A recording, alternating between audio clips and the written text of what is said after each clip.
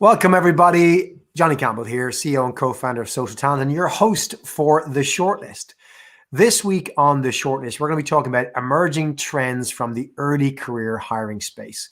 And joining us today is somebody who's been a friend of mine for many, many years, who has access to literally a treasure trove of data that I think is going to be super relevant for all of you who are interested to know what the early career talent space is doing right now. What's happened with COVID? Where are we going? What are the trends? What are the data?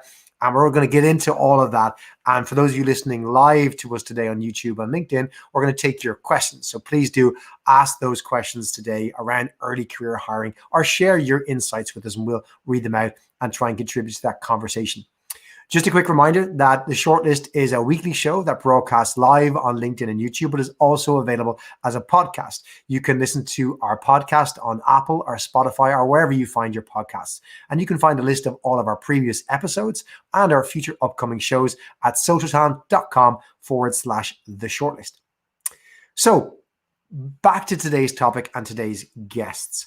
So today's guest joins us from an organization called Handshake, which if you're in the United States, you might be very, very familiar with. If you're not, you might be wondering who are Handshake and what is this all about? Particularly, perhaps in a world where we're not really able to do many handshakes right now. Certainly, elbow shake would seem a more appropriate name for 2020.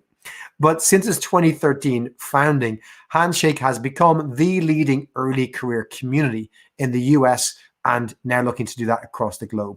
With over 7 million students, 1,000 university and college partners, and 500,000 employers, including all of the Fortune 500, it operates with such volume that trends on Handshake are actually trends of that talent demographic in the wider world, and certainly in the US.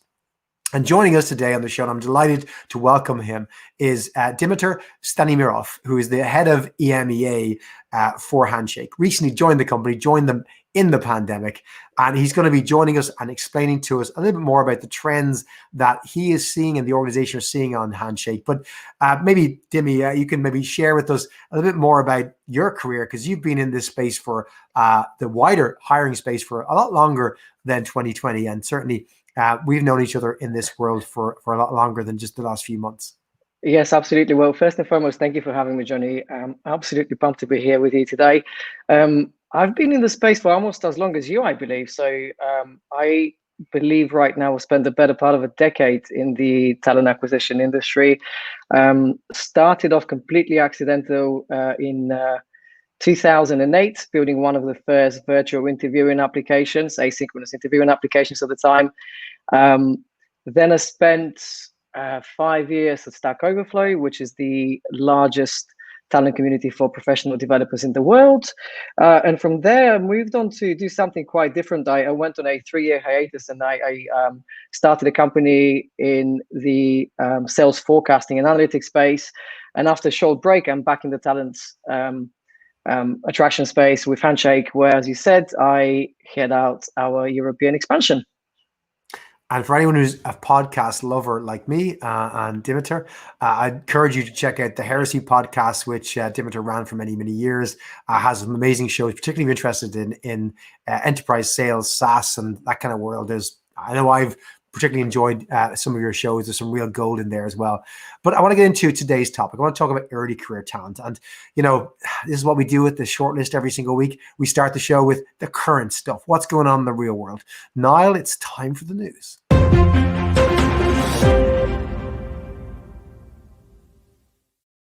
So this is kind of topical and typical of articles that I'm sure you've seen over the last few months, and I know I have. This is from CNBC, and it's actually an Irish woman who's working for an Irish organization called Ding as their CHRO, but she previously spent 6 years as Facebook's kind of a VP of HR for international businesses. And this article talks about her concern, which I think are shared by a lot of leaders in the people space, about how graduates potentially this year in 2020 are going to miss out due to the coronavirus. Interested to hear your thoughts on this, Dimitar, in terms of, you know, general consensus of this. Do you think that graduates are missing out this year because of the coronavirus? Is that a thing? And if so, to what extent? Yeah, it's a great question. I think it really depends on how we look at it in terms of, you know, what are they missing out on, right? So you and I had this interesting conversation I think last week it was, where we spoke about the unusual shape of the recession and the recovery that we're seeing right now. So if you kind of think of graduates missing out on various opportunities that they might have had available to them pre-COVID, then certainly there might be certain areas and certain parts of the economy that have been severely affected. And if you're, for example, we're looking to pursue a career in travel, let's say, or I don't know what else, hospitality, you might be at a disadvantage in this current situation. On the flip side, we've seen areas such as tech and engineering, customer success support, kind of the world of SaaS continue to boom. So those students, I'd say, are certainly not at a disadvantage. And the other way in which I guess I think about this is, in the context of a fully virtual graduate scheme or internship, I think this is what I think you probably are perhaps at a slight disadvantage in terms of not being able to get exposed to certain social interactions and serendipitous engagements at work. But apart from that, I think, it could have been much worse, put it this way. It really hit me the other day. I was I walk my three of my boys to the bus stop every morning to go to school, right? And I walk all four, including the baby, but I walk him home, right? So three boys, put them on the bus, and off they go. And I was standing at the bus waiting with the kids, and I looked up and I saw a kid who must have been 18, 19 years old, and he was in his bedroom and his window was overlooking the bus stop, and he was online. And I was realizing at 8:15 in the morning he's in university, and that is a reality for many, many students right now, is that going to university means flicking on your laptop or your device, logging in and learning. And it's very different. When I was 18 and went to university, what I was doing at that time of the morning in university was very, very different. And my day looked very, very different. But also the opportunity that maybe presented me. Looking at, let's say, the cohort who would have graduated in 2020, I suppose when they enter their final year in maybe September, October 19, their prospects look very different. But I do agree, your point's very well made around what is called the K-shaped recovery, where you have a certain businesses absolutely booming and certain sectors and businesses not, and still stagnating. Again, I go back to my graduate days, when one of the chains that I applied for a graduate job, because again, I was a business graduate, so business graduates just don't have a clue what they want to do. At least I didn't. And I applied to one of the UK pub chains, and I got into the graduate program. I didn't accept it because it meant moving to the UK, which didn't suit me at the time. But I imagined that's a career opportunity in hospitality that many people would have pursued. They're all closed, and I doubt they're accepting graduate jobs. But I'm interested to hear your perspective, because Handshake, I'm going to admit, I was new to the product, right? Bad on me in this talent space that I wasn't familiar more with Handshake. And I was very interested with scale, because before we get into perhaps some of the insights you can share, I think it's really important just to kind of, for anyone who doesn't understand the business model and the different individuals who use Handshake, that kind of three-sided model that is Handshake, and who uses the technology and the platform. I was wondering, maybe, would you mind just sharing with us a little bit about how that works and the scale? And then we can get back into the kind of maybe some of the insights you can share with us around early career talent that you're aware of. Absolutely. And you shouldn't feel bad, by the way, not having heard about Handshake. I had not heard about Handshake myself a month before I joined. So, that's on us. I think, we've done tons of great work and have been so focused on execution that we have forgotten to share the results that we're getting with the rest of the world. So now onto the business model. It's a really interesting one that you don't really see very often at all. So as you mentioned, it's a three-sided marketplace. So we connect university partners, students, and employers into a single network. And what's quite unique about this is how it all comes together. So it all really starts with trying to tackle, I suppose, structural inefficiencies around the way career centers at universities have operated historically. So if you think about that for a moment, these career centers would normally operate using some sort of legacy software, which presents all sorts of challenges, both for the people working in the career center and particularly with employers who are trying to interact with the career center and engage the students at the university. So Handshake first started off providing a state of the art software as a service offering, which replaced whatever legacy software the Career Center was using to engage with the students and to engage with the employers. And in doing so, and partnering with the university, Handshake now uses this as an acquisition channel for students to be added to the network.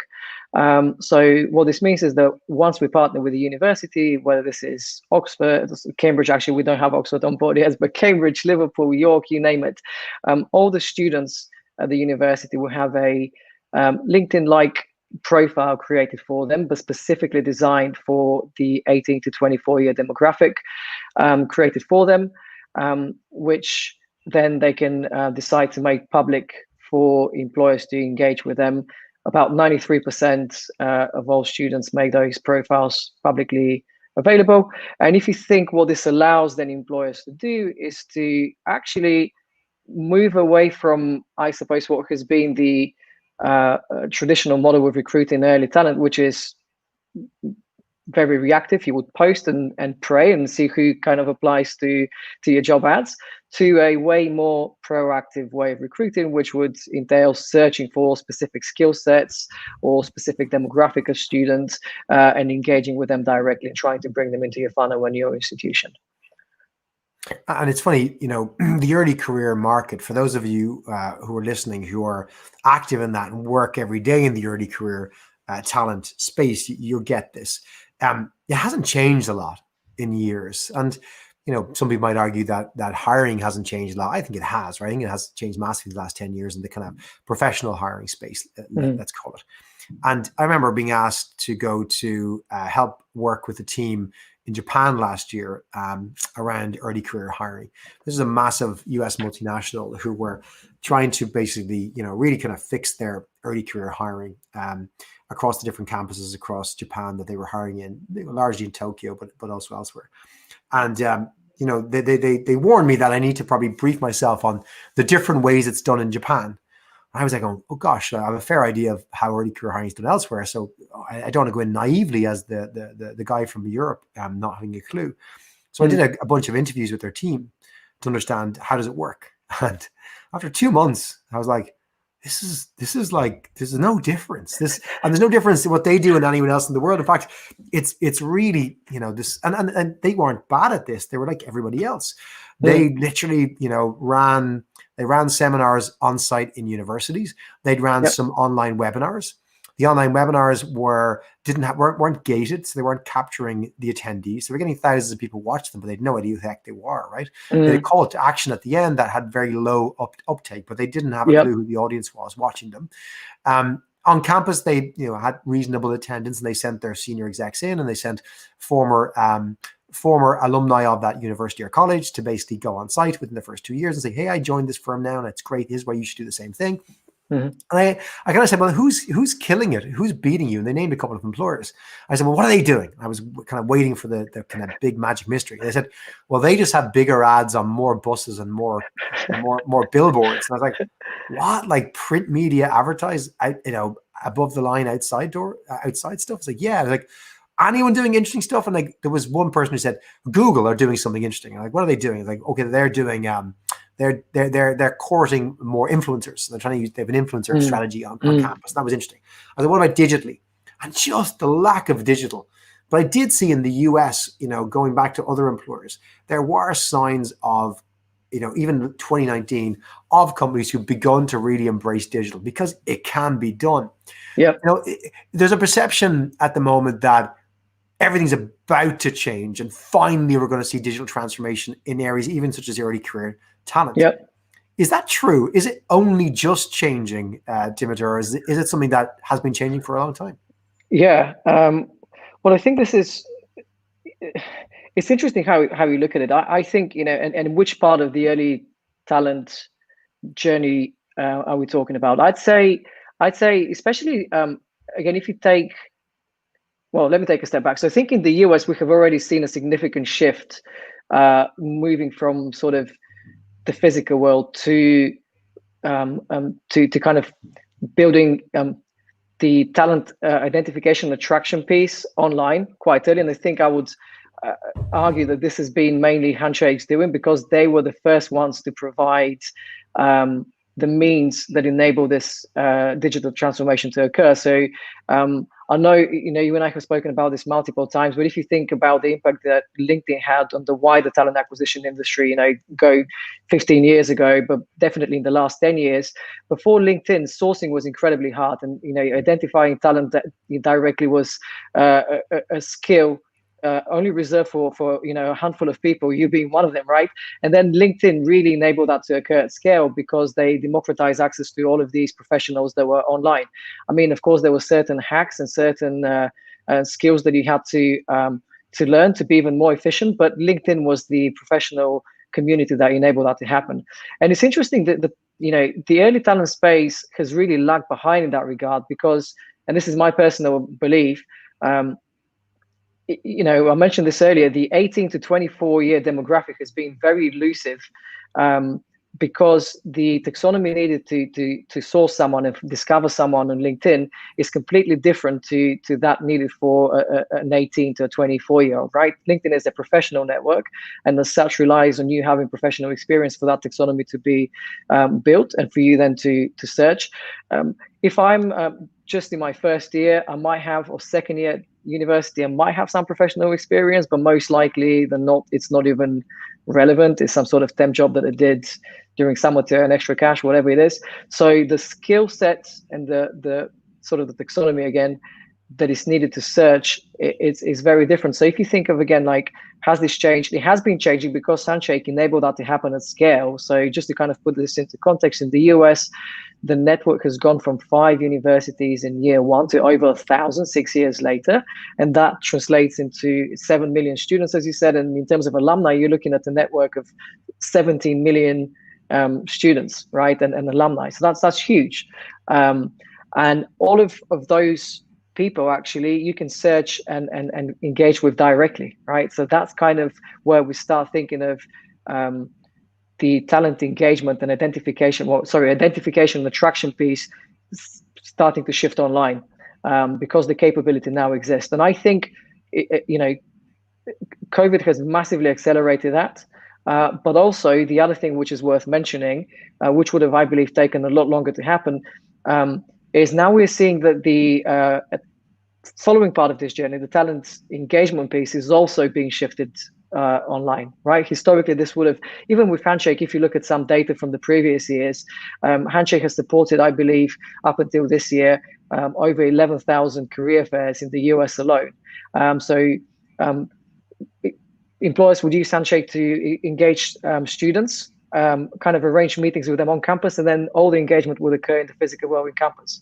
All of a sudden this year, because of COVID, that's not possible. So in the space of, 6 months now, all of that engagement has shifted online. And we started seeing this very, very early on. So as early as March and September, we started looking at the sort of leading indicators that would indicate that we're kind of going through this digital transformation, and all of them were up and to the right. Number of messages sent on the platform, number of virtual fairs, hosted virtual events, virtual interviews, orders of magnitude up compared to what they were, the same time last year.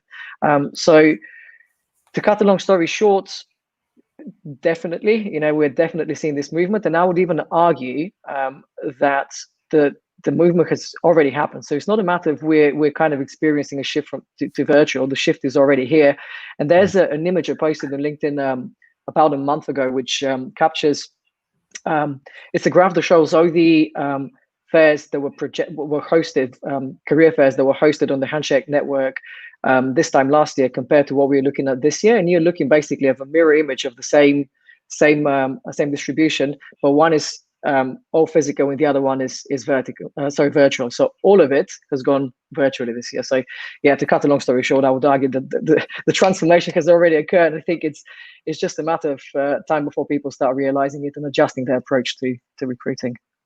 A lot of the time, Dimitar, when we digitize something that is traditionally has happened in the real world, what we do is we take the real world version and we literally just digitize it. We make it online. And then call that iteration 1, right? But what we find generally in most things, iteration 2 is kind of, hang on a second, if we had started digitally, we wouldn't have even done this first thing. So you copy your physical process and you just move it online, and then Yeah. after a time you realize that it just doesn't really work because digital offers you so much more potential. So because a lot of people have said this to me in the early career space, is like, how do we do virtual fairs, career Yeah. fairs, and Yeah. what are you starting to see through the network that you're exposed to as being some of the alternatives that are perhaps digital first ways to look at hiring that Yeah. early career talent space, that aren't just moving online what we used to do in the old physical world? Yeah, that's actually a brilliant point that you make. I think, and it's interesting I think various, so, we're not the only player in the space in terms of providing technology to host virtual career fairs. We are by far the biggest one for sure, but I've seen other approaches, and some of them have been very different to what we have done. So almost like a sim-like version of a virtual fair where you have an avatar and you're walking through a digital space and you can stop in front of a banner. So we have taken a very different approach. So I'll tell you what we're seeing, but I do want to set the scene because we have taken a very different approach, and it's very much in the context of what you described. We kind of looked at what a virtual career fair would look like if we were to build it from scratch without having to replicate what we know exists in the physical world. And we decided to lose some of the things that we knew from experience and from talking to thousands of students were not desirable, and double down on the things that we knew students wanted to see more of. So, simple example, if you can go back in time, young Johnny, queuing to speak to I don't know, the pub chain operator at the physical fair. Probably the line would have been huge, lots of people in line, you're waiting, they're waiting, finally, so you're super frustrated. Your turn finally comes, and there you are trying to have an authentic conversation with someone, and there, I don't know, 10 other people behind you looking at their watches and being like, oh, come on, and from an employer standpoint as well, this whole experience is very, it really relies on serendipity and chance, right? You just never know in the physical world who might walk up to your stand and start the conversation. So if you think of like, how you recreate this experience virtually, there are two pieces to it. One is, I suppose, what happens pre-fair. How do you ensure that you only engage with people and students that actually make sense for you? And I would argue this is beneficial both for yourself and the students. You don't want to be wasting the students' time. You definitely don't want to be wasting your time as an employer. And the other piece is, how do we ensure that we have these kind of authentic conversations without the the virtual queues? Who needs to be in a virtual queue? Like, obviously we got quite a lot of exposure to virtual queues during lockdown. We've had enough of it. Like, no one needs like another Ocado virtual queue, right? So the things that we kind of designed were to focus on efficiency and authenticity, making sure that you have these virtual engagements. So everything, for example, in the context of a career fair, virtual career fair, Handshake, relies on this idea of pre-scheduling appointments with employers. Whether this is a group session where you're speaking to, as an employer, you're presenting and engaging with a wider audience of students, to one-on-one sessions. But everything relies on a schedule being built in advance and students signing up. And again, if you move a step back in that particular context of filling in those schedules, you actually on Handshake could decide who you want to target specifically instead of leaving it up to chance to take those schedules. So that is sort of the background. And in terms of trends, an interesting one that we have seen, and I'll just give you a bit more context as to what makes me qualified to speak about this. So I mentioned Handshake historically, up until this recruiting season, had run 11,000 fairs in the physical world.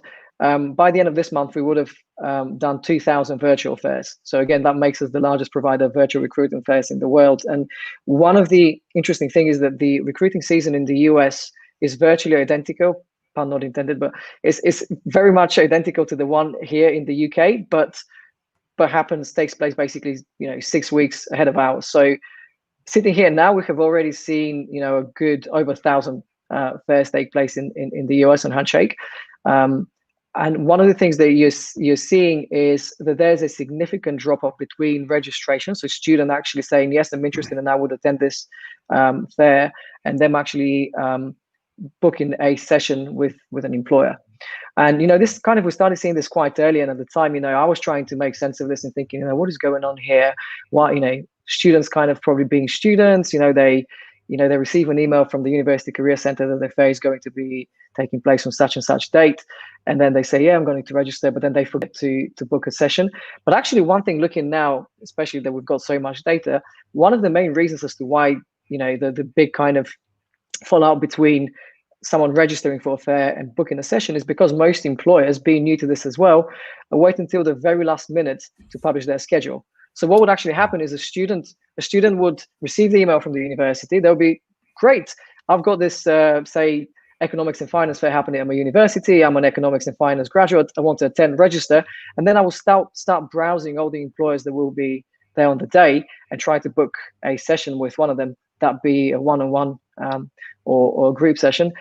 And a big chunk of them would have not actually uploaded their schedules up to a week before the fair. Even days, I think the latest number I saw was 30% don't have, 34% don't have their schedules up before a week before the schedule. So a third of employers actually would have not provided with the means to even book time with them. So that was an interesting one. But so again, if you're kind of an employer listening to this and you're thinking, what can I do this year, particularly if you're running a virtual fair on Handshake, the number one thing you should take away from this is, if you're using Handshake and you're attending a virtual graduate fair, make sure that you publish your schedule on time so you give students the opportunity to come and talk to you. And do you think not every employer, of course, but do you think a lot of employers have an attitude as to, well, we don't have to work terribly hard. We don't have to have the schedule published too far in advance, because graduates should be delighted to have an opportunity to talk to an employer like us in the current climate. Do you think there's a set sense of that out there? Yes and no. We speak to hundreds of employers, and while certain big brands, like Big Four, big financial institutions, big tech companies, while they're by no means short of applicants, they are short of the right applicants. So everyone is getting, in fact, the number, as this is kind of true for the entire industry, the number of inbound applications has actually increased by twofold, right? Or something like this. But the number of relevant candidates has probably gone down quite significantly, right? So employers, yes, that they can take that stance and say, yes, we can just kind of sit back and see who applies. But if anything, this is creating more work for yourself, and it's not meeting certain objectives. Everyone has D&I high on their agendas this year. And if you just rely on people applying directly, you're most definitely not going to meet those objectives. I was listening to a great podcast last week. I think it was Harvard Business School. And I was interviewing a fantastic woman who's 24 years of age, or 23 years of age, and she runs her own marketing consultancy around advising brands on her generation, the infamous Gen Z. And, the TikTok generation, or whatever you might call the generation, and includes that demographic you're talking about, the 18 to 24. And, ignoring the, from experience, having gone through the whole, I'm a Gen X who had to analyze Gen Y and they were on Gen Z, and you kind of go, hang on a second, half of the difference that each generation perceives they don't have. Every generation thinks they're very different from the generation because they want to differentiate themselves. Yeah. As you get older, you realize there's a lot more similarities than you expect. But there are unique things, and it comes from, the generation of your parents, what they went through impacts how they treat you, and then the environment you grew up with and the economy. There are absolutely patterns there. And, Gen Z, I think, are least understood by perhaps employers, particularly maybe the Xers and Boomers, right? Yeah. I know this analyst, she was saying that all of us are called Boomers to them because you might as well all be just a group of people who don't understand them. They don't differentiate between an Xer or a Y or a Boomers. You're Boomers. Like, it's just, you're not us, so therefore you're Boomers. Therefore, you don't get us. And the attention spans, but also, some of the interesting things, just the consumption of video, the consumption of streaming services, the amount of time spent online and with devices, the expectation of that, the trust piece that goes in there, privacy, multiple different profiles, how you represent yourself. A very interesting generation, if you're to believe some of these patterns. Have you seen, or do you have insight into how this generation, this Gen Z generation, the 1824 demographic that mainly make up the early career population, not exclusively, of course, but mainly, how they perceive this new world of work? Again, we call it the new world of work, a Gen X or a Gen Y or a Boomer. But is there a perception that this generation is just much more ready for this world that they might go into, whether they're doing an internship or going to go work permanently in this market. Yeah, it's great question, and I don't know whether I should feel offended that we're all kind of being put in the same bucket here, Johnny. But all boomers. Yeah, all boomers. Nothing wrong with boomers, just to be clear, but we're all boomers, apparently.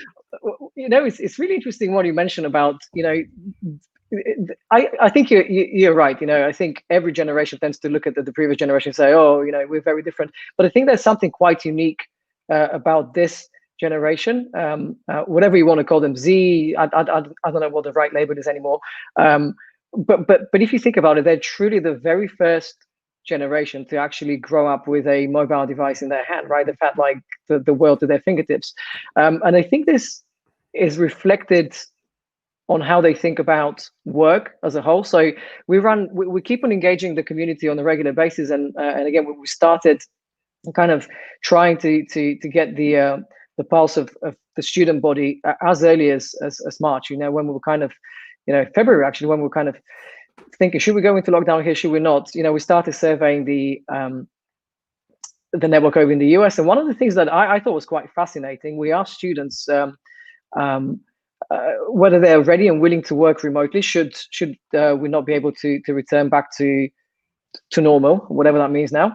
And what came back was quite fascinating. So 84% of students who took the survey said that they would be more than happy to consider remote job and internship, which I thought the numbers would be quite significantly lower.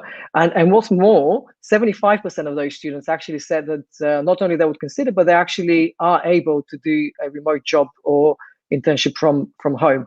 So I do think, there are a lot of similarities, but this particular thing really stood out for me in terms of them being happy and able to do virtual internships and full-time virtual work as well.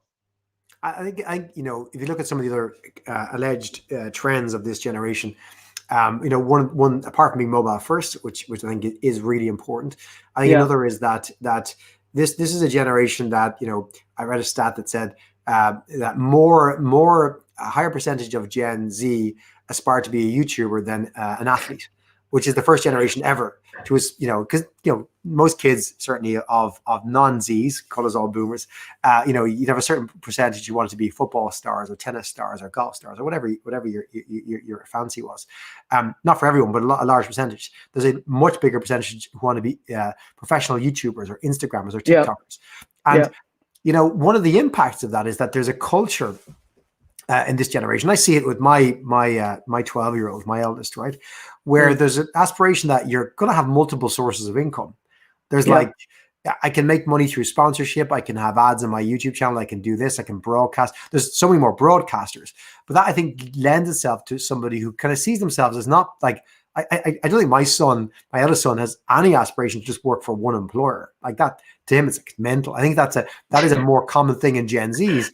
And I think that therefore the remote working is more interesting because, it doesn't surprise me, those stats, because if you're coming out of university and you have grown up mobile first and you're in that generation and you've been a broadcaster, a creator of content, because so many are creators of content, because that's just more what that generation has done because they've had the tools and the access to that.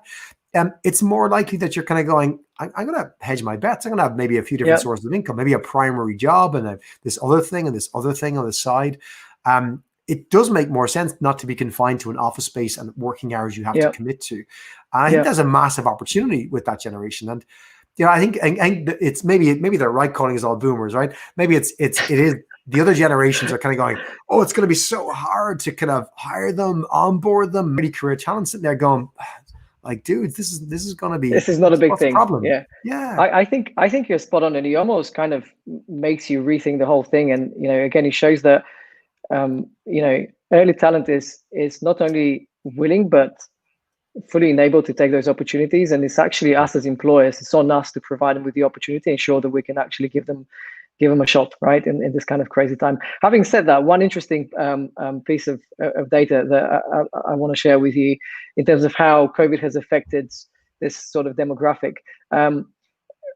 9 in 10 students have reported that COVID has negatively affected their mental health, which I thought was quite interesting. So while everyone is happy to take a virtual opportunity, internship or graduate program, etc., the pandemic has affected everyone's mental health in ways unprecedented. So that I think is actually worth talking about, as well as the fact that there's something else that stood out when we were kind of doing these research pieces, which was talking about mental health. That a good third of all the participants in the survey that we ran reported a constant fear of not being able to find work after graduation and then thereafter, and that has actually led to another very interesting kind of trend, which is even in the UK, is prioritizing income generation rather than kind of doing other things. Obviously, you cannot even take a gap year and go traveling. None of those things are possible now.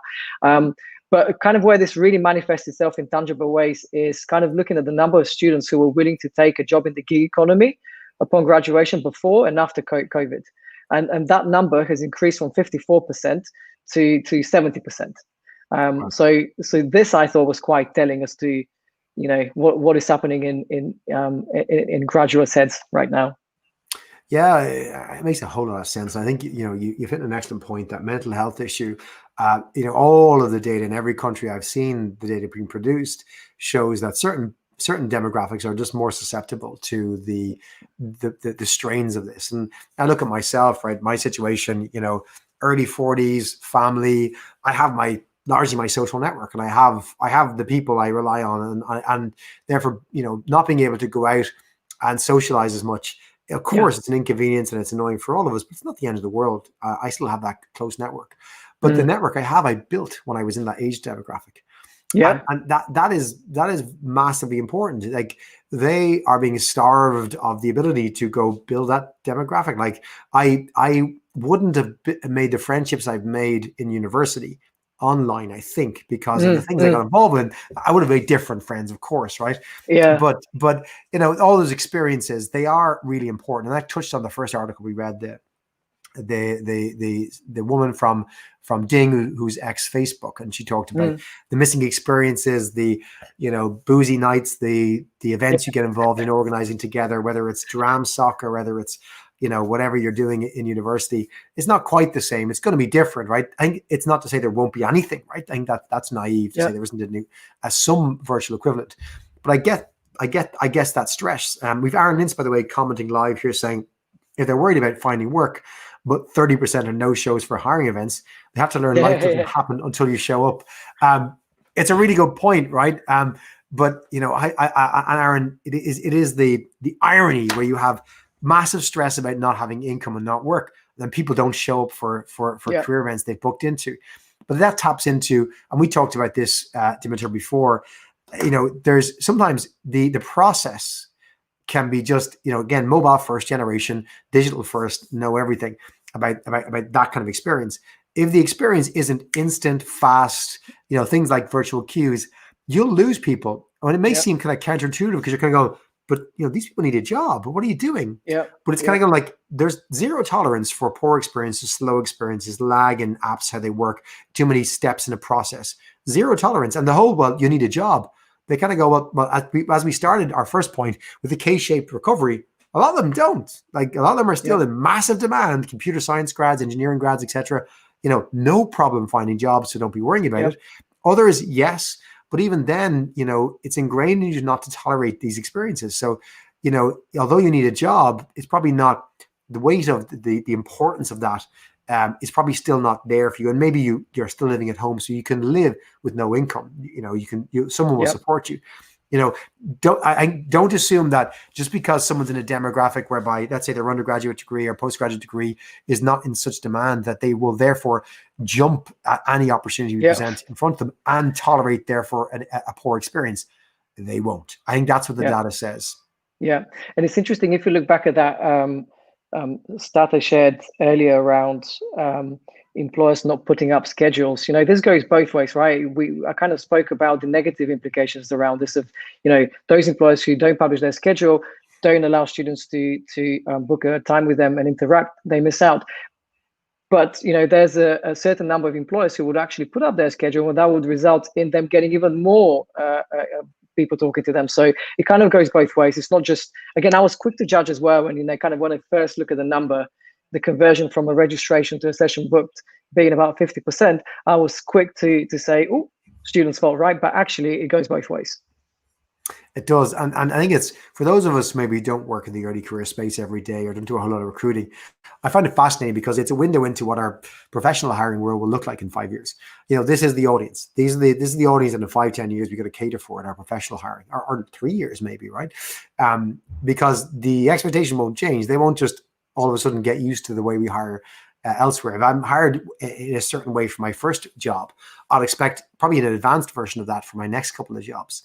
So I think you're going to see, hopefully the innovation that we'll see in early career hiring will begin to go up into professional hiring rather than the other way around. You mentioned at the start of the show, Dimitar, that sourcing isn't something that was ever done in early career hiring, and in your view, perhaps because you couldn't. And then networks like Handshake and others potentially can give you the ability to source. So maybe we'll see sourcing in the early career space, so going that way. But I think there's an opportunity for it to go the other way, which is you look at the talent branding and making people aware of opportunities. We're trying to do that in the early career space very fast because it was so analog. Hopefully that will then give us innovative solutions that we can apply to perhaps volume hiring or targeted hiring in the professional space. I think there's always something to learn from the two different spaces. What is your kind of you fast forward, what directionally, where do you see early career hiring going? What would your aspirations for some of the processes, what would they be in a world where we're not talking about whilst there's a pandemic, we've moved on and we're kind of just into normal routine? I won't say go backwards because that's never going to happen. What are your hopes and aspirations for early career hiring as we go forward? I think a lot of the shifts that I described earlier are here to stay. So again, to me, it's I've been scratching my head. I'm sure you as well. Why have we not actually moved the entire talent identification process online already? It's just way more efficient. It allows you to leverage resources, find the right candidates, solve all the problems around unqualified candidates and sort of the things around D&I. So I think again, COVID has actually served as a catalyst for that to be that process to be sped up and is here to stay. The other one, which I think we'll see parts of, is the engagement piece I spoke about. So again, I mentioned earlier in the show, my very first startup, we built an asynchronous video interviewing application 12 years ago, which was ridiculous because way ahead of time. But I think there's merit for that type of technology as well. And one of the things I mentioned in terms of stats on the network, the number of video interviews that we saw on Handshake increased 2,500% from March to April. I think this is a trend that is here to stay as well. We're going to probably see less, in terms of, if you think of the assessment piece, less in-person assessment and interactions, but they're not going to go away. That's for sure. So what are my aspirations? I guess to make the whole process way more efficient. This was the reason why I really wanted to join Handshake as well. I do remember still my graduate experience 15 years ago, and being constantly frustrated around how inefficient it was. So again, what do I hope to see coming out of this? A slicker, more efficient recruitment process that allow graduates to have more opportunities available to them.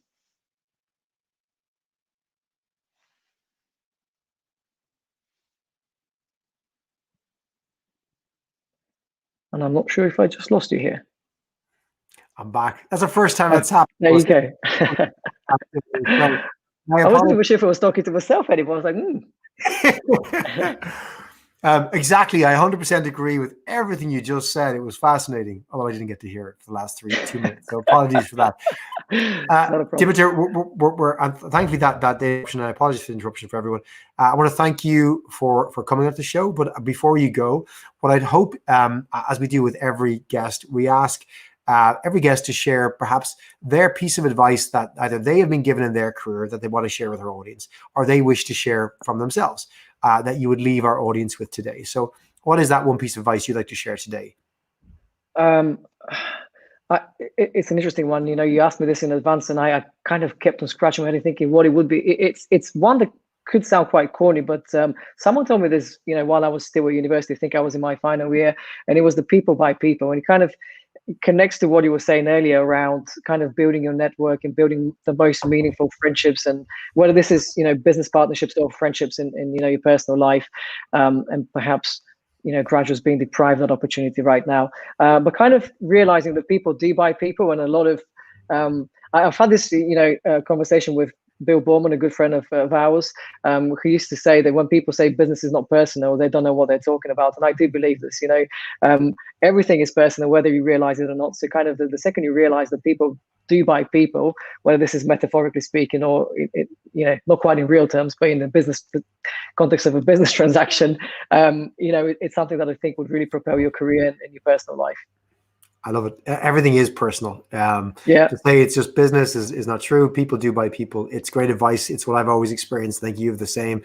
Dimitar, it's been fantastic talking to you. I've really enjoyed this show. I really enjoyed getting some insights from you. Likewise. Yeah. A treasure trove of insights. I'm looking forward to seeing more of what Handshake are doing across Europe, Middle East, and Africa over the coming years under your stewardship. Amazing. So thanks for joining us. Thank you so much for having me. Not at all. And we have a great show coming up next week. We have another fantastic guest. I'm really excited about our next week's guest, as she's somebody who has recently kind of come on board our platform as a guest speaker. And she's just blown me away and blown our users away with her fantastic insights on how to write job postings that work. There's the wonderful Katrina Kibben, CEO and founder of 3 Years Media, a professional copywriter who brings her no-nonsense, no bullshit approach to how to write job postings that really work. She's going to join us next week. That's Wednesday, 4th of November. That's 4 p.m. GMT, which is after the clocks change in the US, back to 11 a.m. In East Coast US, and that is 8 a.m. West Coast, and that is back to 11 p.m. Singapore time. So she's going to be joining us live in the show, but don't forget, you'll be able to hear her on your favorite podcast medium on Apple, Spotify, or wherever you listen to podcasts, and get some really brilliant insights from a professional copywriter, one of the best in our business, on how to write job ads. And she'll teach you the difference between job ads, job posts, job specs, all of these things, and just dropping tons of brilliant advice and lots of humor, honesty, and sensibility. So make sure to join us next week. Put that in your diary. Check it out on your walk, on your podcast, or check us out live. Meantime, I thank you all for joining us on the show. I thank Aaron for his live comments as well. And most of all, I thank Dimitar for sharing those fantastic insights from Handshake. We'll be back with more great insights and more great learning next week.